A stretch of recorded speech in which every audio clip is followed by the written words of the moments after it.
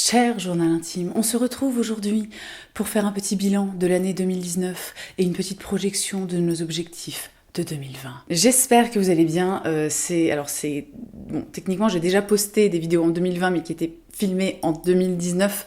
Donc du coup, je profite de celle-ci pour vous souhaiter une excellente année, pour vous adresser mes meilleurs vœux, du bonheur, de la santé, de l'amour, de la réussite, du sommeil, voilà, quel que soit ce que vous désirez profondément au fond de votre cœur, eh bien, je vous souhaite d'y accéder en 2020. Alors je sais qu'il y a deux teams au niveau de, tu vois, des changements d'année. Il y a les gens qui sont juste là en mode, c'est-à-dire en fait tu passes juste du 31 janvier au 1er décembre, techniquement ça ne change absolument rien à ta vie, c'est comme passer du 3 au 4 avril finalement. Mais il y a une autre catégorie de personnes dans laquelle je me place, hein, sans aucun doute, qui s'attache vraiment en fait à la symbolique en fait du changement d'année. Alors je reste consciente qu'en soi ça ne change rien, mais néanmoins pour le symbole je trouve que le démarrage d'une nouvelle année c'est un truc tout du moins pour moi voilà qui est fort de sens. Et je me suis dit que pour commencer l'année j'avais bien envie en fait de faire un petit bilan de mon année 2019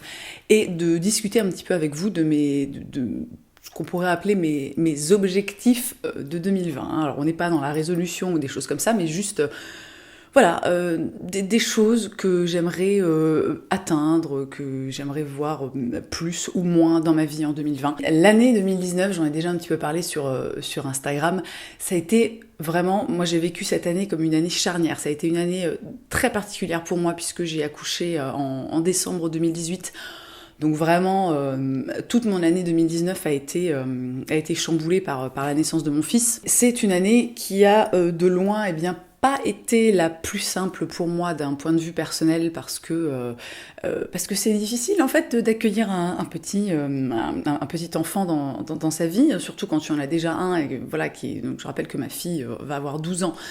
Donc si vous voulez, ça faisait quand même un paquet d'années en fait qu'on était sur un truc comment dire, que c'était cool, tu vois, qu'on avait vraiment un rythme de croisière, qu'on avait nos marques, etc. Donc ça a été vraiment un gros chamboulement d'accueillir notre fils cette année, mais c'est un chamboulement dont je ne retire en fait quasiment que du positif. Pour tout vous dire, le seul point négatif en fait dans tout ça, c'est le sommeil, hein, voilà, puisque bon, on est toujours sur un enfant qui ne dort pas extrêmement bien à 13 mois, hein, bon, c'est comme ça, hein, qu'est-ce que vous voulez que je vous dise ? On s'arrange, hein, voilà, on fait comme on peut, et puis la preuve en est que bon on se porte plutôt bien, mais il y a des jours où c'est un peu, tu vois, psychologiquement et moralement et même physiquement, où c'est un peu usant et où tu te dis, putain, j'aimerais bien, genre juste, il se couche et il se réveille le lendemain matin à 6h, quoi, tu vois. Ce serait génial. Mais ça arrive très peu. Mais ça arrive de plus en plus.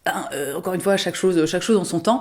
Et justement, cette notion, tu vois, de chaque chose en son temps, c'est vraiment un truc que j'ai appris en 2019. Je vous avais fait en tout début d'année une vidéo que j'avais intitulée Comment j'ai appris à lâcher prise. Et c'est vraiment ce que j'ai appris.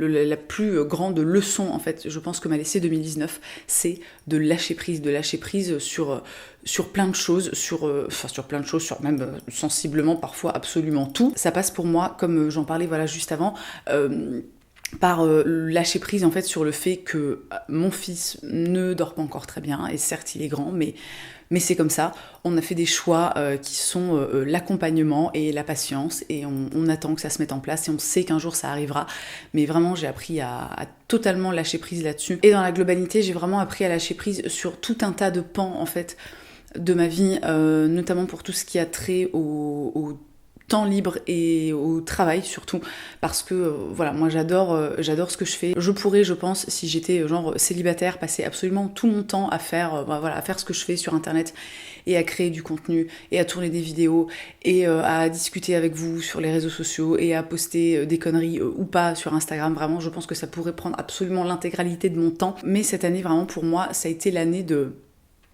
ok, on se détend. Alors certes, j'ai pas autant de temps que ce que je voudrais pour pouvoir travailler, pour pouvoir faire ce que j'aime, mais c'est maintenant. C'est-à-dire que demain, les choses seront peut-être totalement différentes. Et en fait, assez rapidement, avec mon fils, moi, j'ai décidé de très peu le faire garder. Donc, il est gardé 2 jours par semaine pour que je puisse quand même un minimum travailler. Parce que bon, j'adore mon travail, mais c'est aussi ce qui me permet de vivre et de gagner de l'argent, n'est-ce pas? Donc, on peut pas non plus, si tu veux, tout laisser de côté comme ça et puis ne plus faire surface pendant genre 3 ou 4 ans. Mais vraiment très rapidement, je me suis rendu compte qu'en fait, ce petit chaton, dans vraiment pas longtemps, puisque c'est dans, je sais pas, 1 an et demi, en fait, il va aller à l'école. Donc 4 jours par semaine, il sera à l'école. Et on le verra beaucoup moins. Et ça veut pas dire que...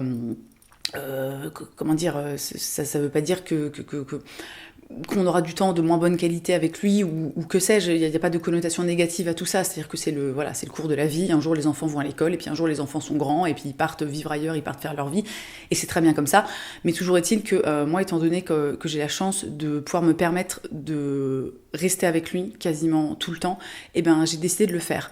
Donc il y a des jours où ça n'a pas été, il y a des périodes en fait où c'est pas évident parce que parce que du coup, tu as quand même extrêmement peu de temps libre, hein, si tu veux. C'est-à-dire que toutes tes journées sont un petit peu dédiées à ton enfant, hein. Donc c'est pas toujours évident, d'autant plus quand tu es pas totalement, tu vois, dans ce rôle entre guillemets, de maman au foyer, parce que je me considère pas du tout comme ça. J'ai quand même 2 entreprises, à mon actif, hein, donc je me considère pas du tout comme une mère ou comme une femme au foyer. Mais toujours est-il que c'est un truc que j'ai décidé en fait d'intégrer et que c'est un truc en fait qui est important pour moi. Et je me dis, travailler, je sais pas, 8 heures par jour, ou travailler tous les jours, ou travailler 4 jours sur 7, je me dis en fait j'ai le temps pour ça. Et c'est vraiment... 2019, ça m'a appris en fait à identifier mes priorités et à faire en sorte en fait de mieux les vivre.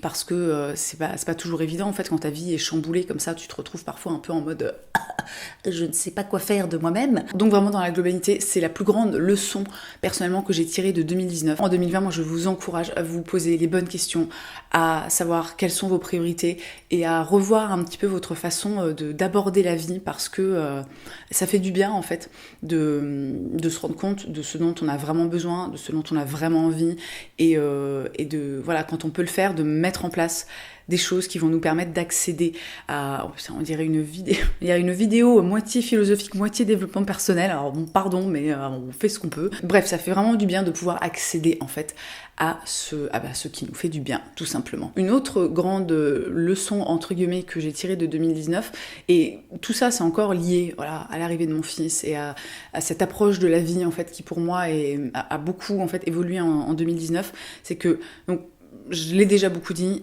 j'adore ce que je fais, j'adore les réseaux sociaux, je trouve que, enfin voilà, bon, évidemment, il y a à boire et à manger, hein, si tu veux, mais ça peut quand même être le meilleur on a souvent, je vais y arriver, hein, on a souvent une image, en fait, super négative des réseaux sociaux, c'est-à-dire qu'on parle beaucoup des réseaux sociaux sous tous les biais hyper, je sais pas, culpabilisateurs, qui créent des complexes et des choses comme ça, mais moi, j'ai jamais été d'accord avec cette vision des réseaux sociaux, parce que pour moi, les réseaux sociaux, on a le réseau social, enfin les réseaux sociaux qu'on se construit.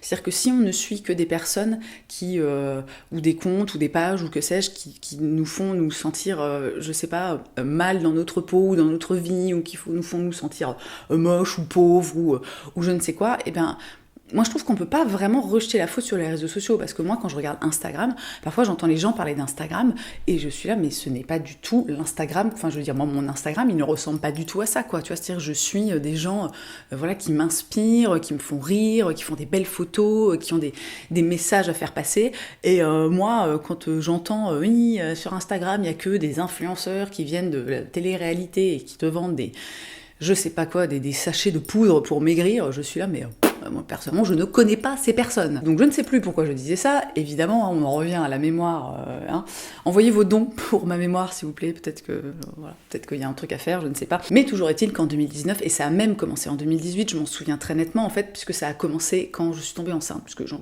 ai déjà parlé rapidement, j'ai eu une grossesse qui a été assez éprouvante pour moi, qui a été très fatigante, physiquement, mais aussi moralement, mentalement, psychologiquement, etc. Ça a été assez difficile pour moi, et Et vraiment à ce moment-là, en fait, moi j'ai fait un step back, tu vois, c'est-à-dire que j'ai fait un pas en arrière par rapport aux réseaux sociaux et j'ai pris de la distance. Et j'ai pris de la distance que ce soit par rapport à ce que je suivais, c'est-à-dire que moi quand même régulièrement je fais des gros tris dans les comptes que je suis, principalement sur Instagram parce que je suis pas énormément sur les autres réseaux sociaux. Je viens d'avoir une quinte de tout. Donc régulièrement je fais des gros tris dans mes abonnements Instagram et je vous invite vraiment à faire de même parce que ça fait du bien en fait et que je trouve que voilà, suivre, je sais pas, 1500 comptes, je trouve ça vraiment immense et je pense qu'il y a plein de choses en fait qu'on peut laisser de côté et qui en fait ne nous apportent vraiment, mais alors strictement rien du tout. Et aussi en tant que personne présente sur les réseaux sociaux, moi j'ai pris énormément de distance. Je pense que c'est quelque chose potentiellement que vous avez dû remarquer si vous me suivez sur Instagram, c'est-à-dire que j'ai pris le parti de ne pas rentrer dans le jeu d'Instagram, moins tout du moins, de moins rentrer dans ce jeu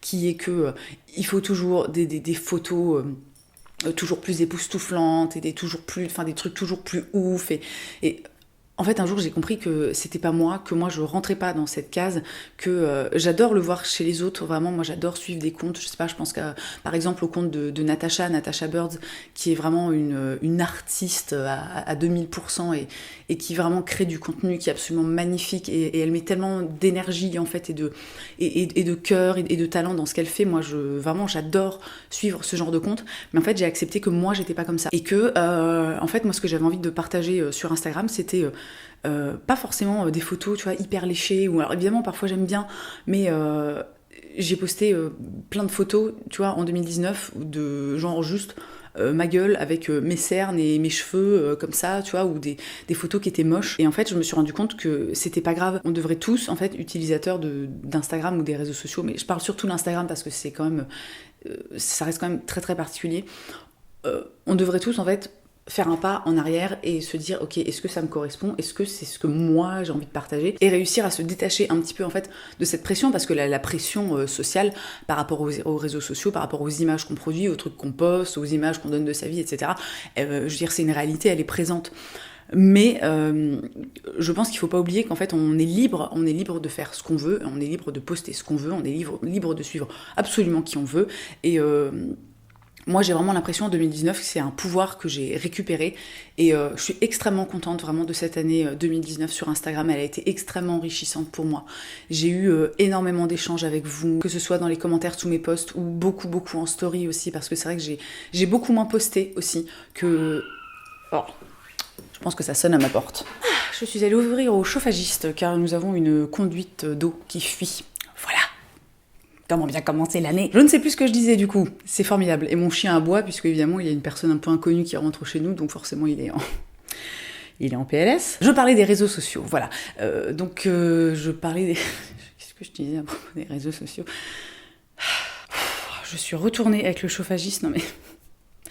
Le type est fou, hein. C'est-à-dire que... Il cherchait l'arrivée d'eau, et puis il ouvrait toutes les portes, et puis il disait bonjour, comme ça, bon bref... Qu'est-ce que... Je vais jamais y arriver, hein. Donc bref, pour la faire courte, moi je vous invite vraiment, si vous sentez que vous avez un rapport aux réseaux sociaux qui est un petit peu conflictuel, on va dire ça comme ça, je vous invite vraiment à prendre du recul et à appliquer ces petits trucs assez simples, quoi, qui sont arrêter de suivre des comptes qui vous font pas vous sentir bien, faire le ménage, et puis et essayer de se détacher de cette pression de... C'est pas grave en soi, tu vois, il n'y a rien de... C'est pas... je pense que j'ai vraiment compris en 2019. Alors, j'allais dire, bah putain, il t'a fallu du temps, ma cocotte, mais... non, j'avais compris avant, mais j'ai vraiment intégré, plus exactement, parce que vous allez vraiment penser que sinon je suis complètement à la ramasse, mais j'ai vraiment intégré le fait que tout ça, ce n'est pas important. Pour conclure ce petit bilan de 2019, j'ai eu une année qui a été difficile, notamment parce que j'ai accouché quasiment au début de au début de 2019 et que voilà, c'est jamais évident, on va pas se mentir. Si, parfois c'est évident, mais pour moi ça l'a pas été, tout simplement. Mais dans la globalité, j'ai passé une super année, vraiment. J'ai pas grand chose de plus à dire. J'ai beaucoup appris, j'ai l'impression d'avoir beaucoup grandi. Voilà, et c'était une très belle année. Et l'autre, il est en train de me démonter le plafond. Non mais, je n'en peux plus. j'ai rien foutu pendant 2 semaines à cause des vacances, et maintenant que j'essaie de faire quelque chose, je n'y arrive pas. Mais que se passe-t-il? Je veux dire, je pense que c'est l'univers qui m'envoie les signes, ou je ne sais quoi. Du côté de mes objectifs pour 2020, parce que, alors c'est un truc que je n'ai absolument jamais fait, mais je sais pas, je me suis dit que ce serait bien, en 2019, c'est pas des résolutions, c'est vraiment des objectifs, c'est des trucs que, tu vois, potentiellement, j'aimerais atteindre.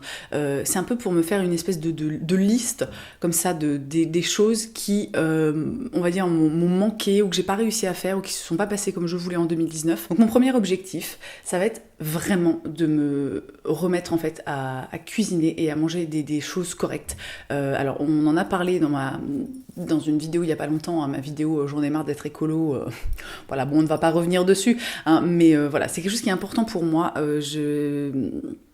Même pas d'un point de vue pression, tu vois, sociale ou charge morale ou je ne sais quoi.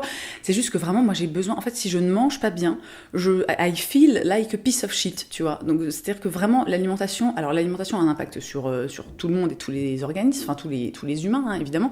Mais je veux dire, moi vraiment, c'est un truc, ça va faire 1 an et demi, non même plus, ça va faire 2 ans, enfin plus de 2 ans maintenant que je dirais que je mange vraiment, vraiment pas génial et je le sens, tu vois, je le sens dans mon corps, je sens que j'ai moins d'énergie.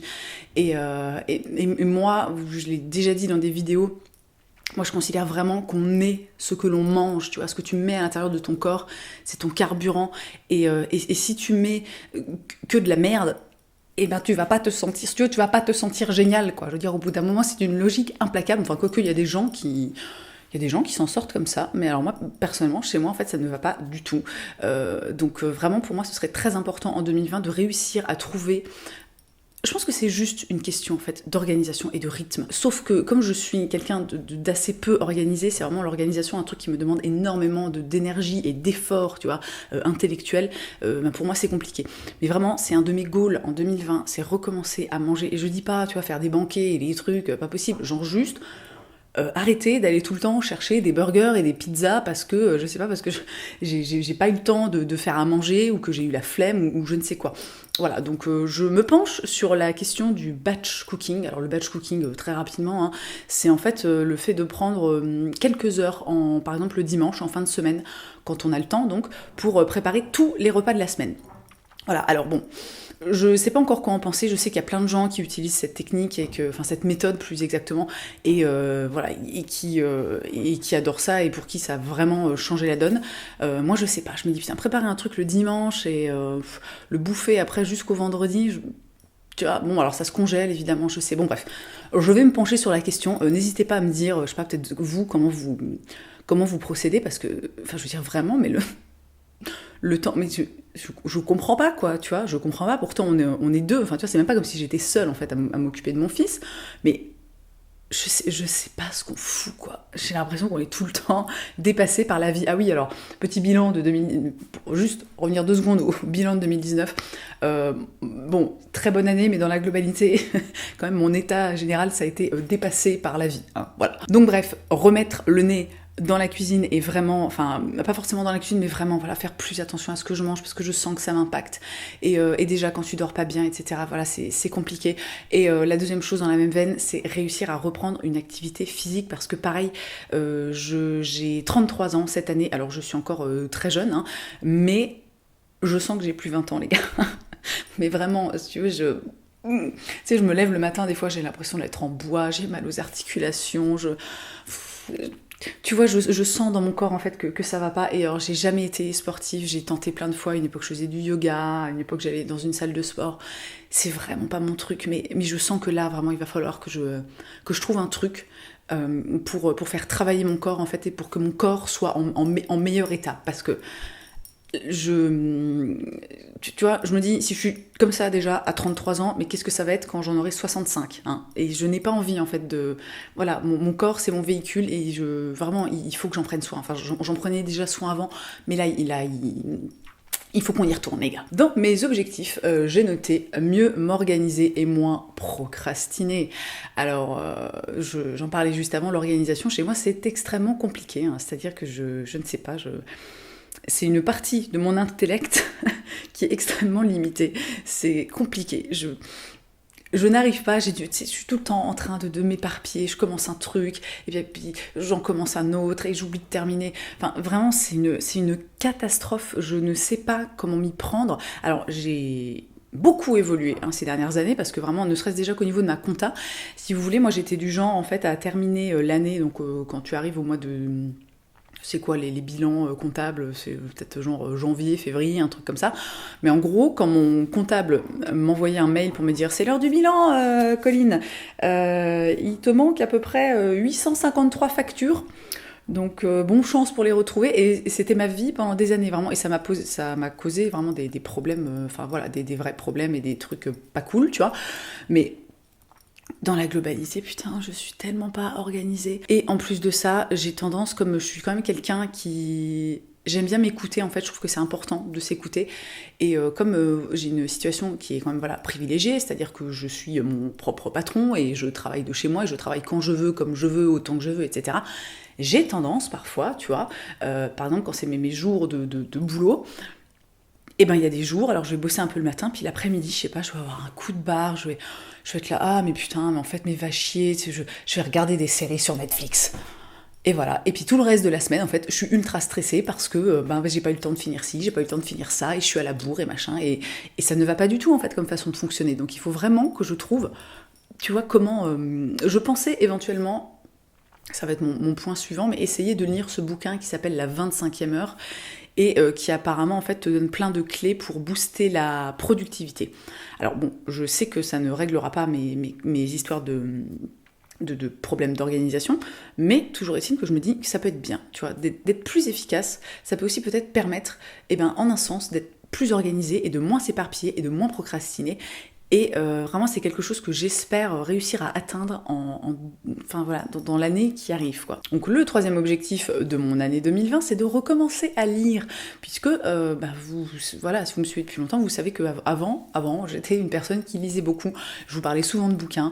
Alors je continue à acheter des tas de tonnes de bouquins. De temps en temps, j'ai 5 minutes, je prends un bouquin, je lis genre 6 pages, puis après je le pose, et puis il reste au même endroit pendant à peu près 6 mois.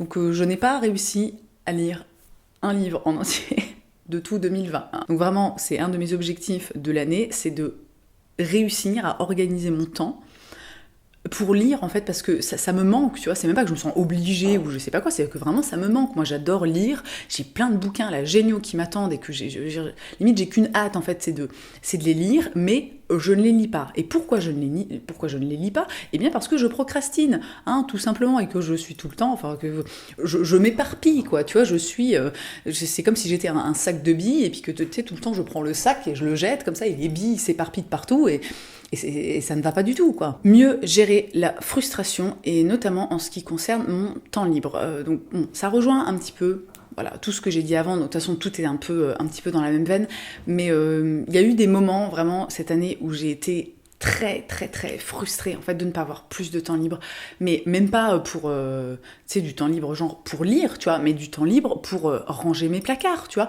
C'est-à-dire que vraiment il y avait des moments où j'étais là, mais putain, en fait je n'ai même pas le temps, ce placard, c'est l'Armageddon de la mort dedans, je n'ai même pas le temps, en fait, de même pas 1 heure, en fait, pour sortir les trucs et les ranger et trier. Alors moi j'adore ranger, j'adore trier, si tu veux. Donc c'est-à-dire que en plus de ça, ça rajoutait à la frustration. Et autant... Voilà, comme j'en ai parlé dans la première partie de la vidéo, j'ai appris à beaucoup lâcher prise en 2019, mais si tu veux, je suis pas encore le Dalai Lama, quoi. C'est-à-dire qu'il y a quand même encore des moments où je suis là, mais putain, quoi, mais c'est pas possible. Et en fait, tu vois, je me rends compte que tout est lié. Et il doit y avoir, je pense, un endroit, en fait, un truc qu'il faut que je fasse, qu'il faut que je trouve, tu vois, qu'il faut que j'arrive à pointer du doigt comme ça, et qui, je pense, va un petit peu tout débloquer. Et vraiment, ça me ferait beaucoup de bien, parce que c'est des trucs qui me saoulent, en fait, et je déteste, enfin, comme tous les êtres humains, a priori, mais vraiment, je déteste être frustrée, mais surtout pour des questions comme ça, en fait, des questions de temps, parce que c'est con, je suis désolée si vous entendez des bruits, non mais l'autre, il est en train de me démonter la baraque, on est toujours sur le chauffagiste, je vous rappelle. Bref, vraiment, je trouve ça con, et en même temps tellement important, parce que le temps, c'est ce qu'on a de plus précieux, en fait, dans la vie, et voilà, il faut que j'arrive à mieux gérer ma frustration, et à me dire, ok, le placard n'est pas rangé, ce n'est pas grave. Alors je prends cet exemple de placard, mais il y en a 1000 autres, si tu veux. Voilà, le temps notamment pour travailler, il y a eu des moments où j'étais vraiment fâchée, parce que parce que ça me saoulait, parce que 2 jours, si tu veux, pour travailler, alors t'as beau cravacher toute la journée de 8h à peu près 17h, 17h, c'est pas très tard, quoi, tu vois, mais moi, à 17h, faut aller chercher ton gamin, faut lui faire à bouffer, faut lui donner son bain, voilà, faut faire les devoirs avec la grande, bon, la vie, hein, finalement. Il y a des moments où j'ai été tellement frustrée et tellement énervée, et où limite, je trouvais ça injuste, alors qu'en fait, ce n'est pas injuste, puisque c'est mon choix de vie que j'ai fait moi, que je me suis dit, il va vraiment falloir, en fait, travailler là-dessus. Et enfin, mon dernier objectif pour 2020, c'est de réussir à relancer ma marque de vêtements. Alors, vous ne voyez peut-être pas de quoi je parle, mais en fait, j'ai lancé il y a 3 ans avec une de mes amies une marque de vêtements qui s'appelle Numéro 7, qui a été un peu mise à mal cette dernière année et demie, puisque j'ai eu un bébé, mon associé a eu un bébé, et la vie a fait qu'on a eu d'autres priorités, d'autant plus que moi, j'ai un travail à côté, elle a un travail à côté aussi, etc. Donc c'était principalement un manque de temps pour pouvoir s'investir dans le projet, mais vraiment c'est un projet qui me tient extrêmement à cœur, parce que déjà c'est un beau projet, et que vraiment on attaque 2020, donc là en fait, pendant toute la deuxième moitié de 2019, on a énormément travaillé sur Numéro 7. À l'heure où je tourne cette vidéo, on est en train de refaire le site. Il y a notre prochaine collection qui est en cours pas de fabrication, mais que genre ça avance enfin. On s'est vraiment sorti les doigts du cul pour essayer de trouver des super fournisseurs, des super façonniers, pour mettre plein de trucs en place en fait pour que ça fonctionne, parce que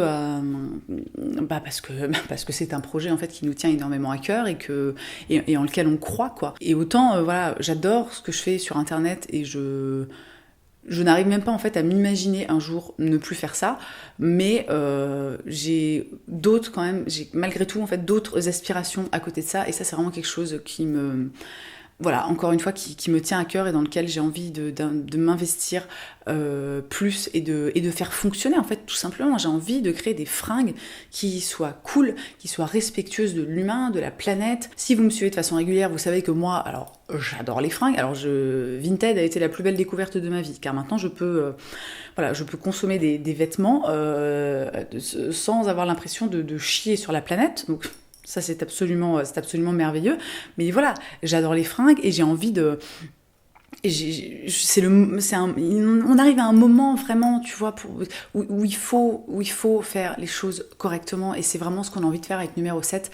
Et j'espère vraiment qu'en 2020, on aura l'énergie et le courage et les moyens aussi de faire ce qu'on a envie de faire et de développer ce qu'on a envie de développer. Parce que sinon, clairement, je pense que voilà, on ne tiendra pas non plus... on ne tiendra pas comme ça encore des années, parce que là, la marque a 3 ans, si je ne dis pas de bêtises, et depuis 3 ans, c'est le parcours du combattant, hein, si tu veux, mixer à Koh-Lanta et à Ninja Warriors, quoi. Donc, au bout d'un moment, c'est un peu usant. Et puis, l'air de rien, cette marque, on l'a construit, en fait, uniquement toutes les deux, c'est-à-dire que il y a que nous, on n'a pas de gens qui investissent de l'argent ou de gens qui nous aident, de choses comme ça. Donc vraiment, il y a eu un énorme investissement financier et aussi personnel de notre part. Et au bout d'un moment, tu peux pas te permettre en fait comme ça pendant des années de dépenser de l'argent dans un truc qui donne pas grand-chose, et en plus de dépenser ton temps et ton énergie dans ce même truc qui ne donne pas grand-chose. Donc vraiment, 2020, on y va, mais genre les gars, mais à fond les ballons, et j'espère que ça fonctionnera. Et de toute façon, alors il y a très longtemps, je vous avais proposé de me poser des questions pour faire une FAQ. Alors j'ai toujours les questions, ne vous inquiétez pas, je vais vous faire ça. Je pense que je vous ferai ça au moment de la sortie de la prochaine collection, donc on pourra en parler plus en détail à ce moment-là. Mais voilà, ça c'est vraiment the objectif de 2020. Eh bien, je crois que j'ai fait le tour de cette vidéo hashtag mon cher journal intime. Je ne sais pas trop quoi en penser, alors il faudra me dire si ça a eu un intérêt pour vous ou pas, que je raconte mes choses comme ça. Alors bon, Je pense que oui, parce que moi je me dis toujours, moi c'est le genre de truc que j'adore regarder, donc je ne dois pas être la seule à aimer regarder ce genre de choses. Mais voilà, dites-moi si potentiellement en 2021 on refait la même chose ou pas. Si ça vous a pas plu, bah c'est pas grave, parce qu'on a le droit en fait de pas aimer écouter les gens raconter leur vie. Dans tous les cas, si vous avez tenu jusqu'à la fin de cette vidéo, eh bien j'ai envie de vous dire félicitations et de vous serrer une bonne pince. Merci d'avoir passé ce moment avec moi, merci d'être là à chaque fois pour moi, vraiment, ça compte beaucoup pour moi et c'est... Voilà, je trouve qu'on le dit pas assez, mais vous... Je parle des gens gentils, hein, pas les relous qui viennent faire chier, bon bref voilà, mais vous illuminez ma vie, vraiment vous apportez une lumière que je pense que je n'aurais pas sans vous, donc vraiment merci, et je m'arrête là pour aujourd'hui, et je vous souhaite une très belle journée, et je vous embrasse, et je vous dis à la prochaine.